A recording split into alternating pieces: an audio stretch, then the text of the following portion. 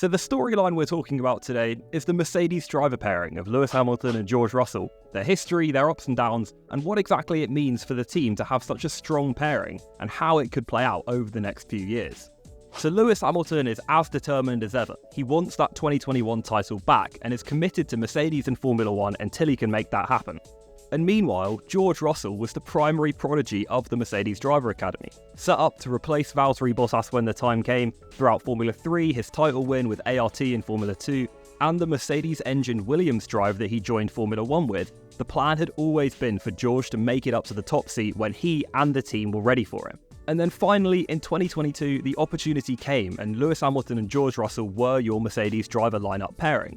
The problem was, though, that this was the first time in a long time that Mercedes weren't the best team in Formula 1. They didn't have the best car, and it wasn't a piece of equipment that enabled George or Lewis to be able to push their output to the maximum level. And towards the end of that year, we did see them start to turn it around, of course reaching a flashpoint with George Russell's first ever Formula 1 victory at the Sao Paulo Grand Prix last year.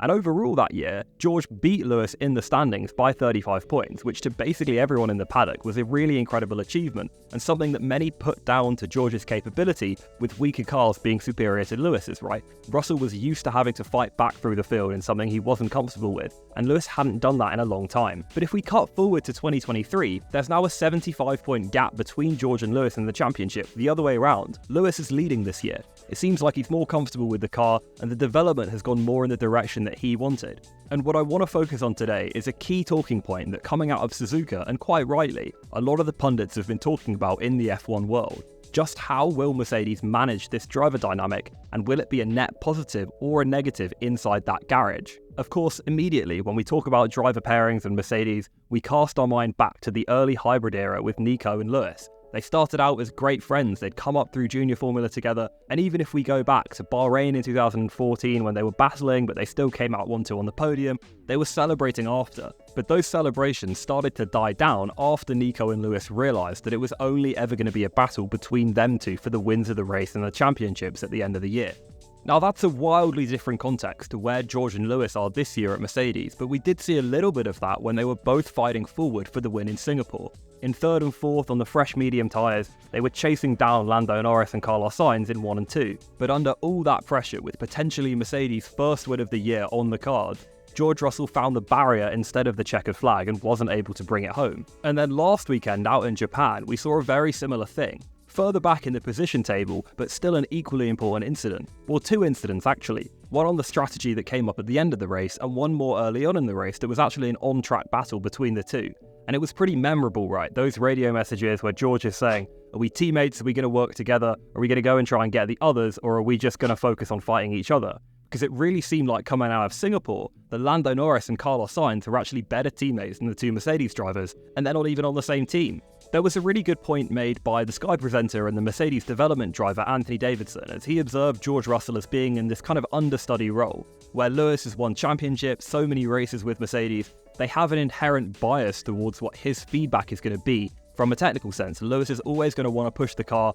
If the opinion is split between him and George on which way to go, Lewis is always going to want them to go with his side of the choice, and they can trust Lewis to deliver if they do go with his side, right? He's got that career precedent. So there's going to be that problem for George. Do you try and adapt what you're doing to fit within Lewis's choices? You try and push the team in your own direction. How you manage that is going to be really, really critical. And obviously what Mercedes want to avoid is going back to a situation like Red Bull had in the V8s or like Mercedes had in the early hybrid era.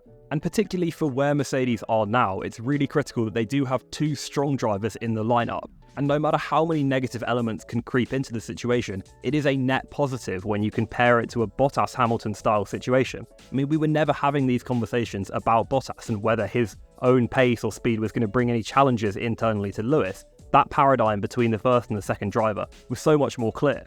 But Mercedes, Ferrari and McLaren all have two really strong drivers within their teams, and what that means for everyone back at the factory, if you're working on your upgrade, your 1/10 of a second, some tiny adjustment to the wing, to a fairing, a little piece of the car that might make the difference, you now have two drivers within your garage that you feel are going to be able to maximise that. You've got two chances at podiums, two chances at points. So if you're trying to bring a team back up to the front of Formula 1, it seems like a really great idea to have two extremely strong drivers that are going to be able to maximise the opportunities at every point. The only problem is, once you get to the top of Formula One, suddenly those two drivers are going to be fighting for wins and championships directly against each other within the garage. It's been very rare for George Russell to ever let any real anger or emotion loose in interviews. He's normally very, very well behaved and very polite. We see it sometimes on the radio, but those are often quite out of context, and it's completely understandable that in the heat of the moment, drivers are going to get annoyed on the radio. I mean, we see if we go back to 2021 at Imola, him and Bottas, we saw George Russell let go a little, and maybe that side will start to creep out more if Mercedes get back up to championship level, and he's got to bring that fight. He needs the team on his side rather than on Lewis's side.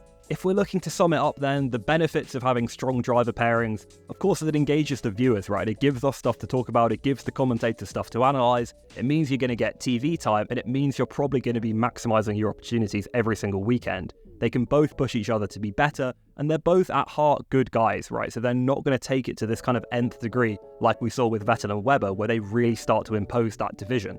On the downsides though, it does mean for the Mercedes PR team that they're going to have to answer these questions every week about the speculations of the rift between the team. It's more of a headache for the PR than the actual engineers.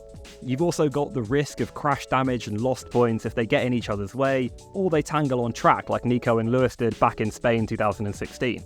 What we know for certain is that Lewis Hamilton and George Russell are locked in with Mercedes until 2025, so if they do get back up to championship contention level within that time, we will see the heat turned up on this battle. And speaking of heat, next up in Formula One, we've got the Qatari Grand Prix. With 20 points between Mercedes and Ferrari in the standings, that's our title fight looking forward to the rest of the year. So let me know in the comments what you think of the Mercedes teammate dynamic and what you think is going to happen in the final few rounds of Formula One this year. Thank you very much for watching. Make sure you subscribe to this channel and check out our website crash.net for written coverage from all across the motorsport world.